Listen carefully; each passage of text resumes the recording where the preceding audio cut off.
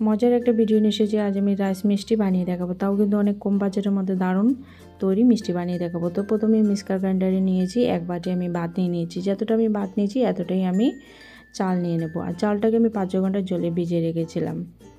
তো এবার আমি 2টো এলাচ দিয়ে দিয়েছি এটা ফ্লেভারের জন্য।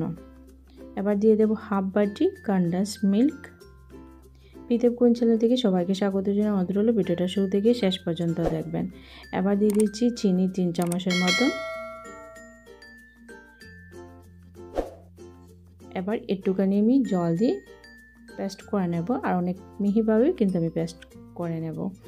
তো কড়াই বসিয়ে দিয়েছি, 1 চামচ আমি ঘি দিয়ে দিয়েছি। তো এবার মিশ্রণটা আমি দিয়ে দিলাম।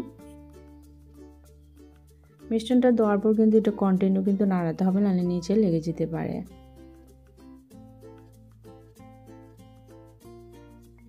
আর এটা কিন্তু ভালোভাবে কিন্তু শুকাতে হবে। শুকিয়ে নেওয়ার পর কিন্তু ড্রর মতন হয়ে যাবে। আমার রেসিপিগুলো দেখে যদি আপনারা ভালো লেগে থাকে তো আমার চ্যানেলটাকে সাবস্ক্রাইব করে নেবেন, আর বেল আইকনটাও প্রেস করে রাখবেন সবার আগে নোটিফিকেশনটা পাওয়ার জন্য। তো হয়ে গেছে, আমি নামিয়ে নিয়েছি, আর মিষ্টি ড্রটা কিন্তু রেডি হয়ে গেছে। আমরা যেভাবে মিষ্টি বানিয়ে থাকি এইভাবে গোল গোল করে আমি বানিয়ে নিয়েছি। ভালো যদি লেগে থাকে তো অবশ্যই একটা লাইক করবেন, সবার সাথে শেয়ার করে নেবেন।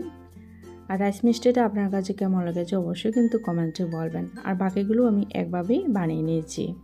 আর সব ধরনের তো মিষ্টি খেয়েছেন, রাইস মিষ্টি একবার বানিয়ে খেয়ে দেখবেন, আশা করি অনেক ভালো লাগবে। তো সবগুলো বানিয়ে নিয়েছি। এবার আমি চিনি পাউডার নিয়েছি আর ড্রাই নারকেল নিয়েছি। এবার চিনি পাউডারটা মিষ্টির মধ্যে ভালোভাবে লাগিয়ে নিয়েছি। এবার ড্রাই নারকেলও লাগিয়ে নিয়েছি। দেখতে যেমন ভালো হয়েছে, খেতেও কিন্তু অনেক দারুণ। আর অনেক কিন্তু কম উপকরণের মধ্যে কিন্তু হয়ে গেছে দারুণ মিষ্টি।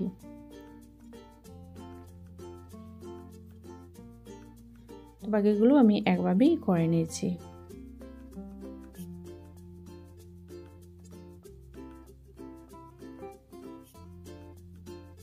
এবার আমি প্লেটে উঠে নিয়েছি।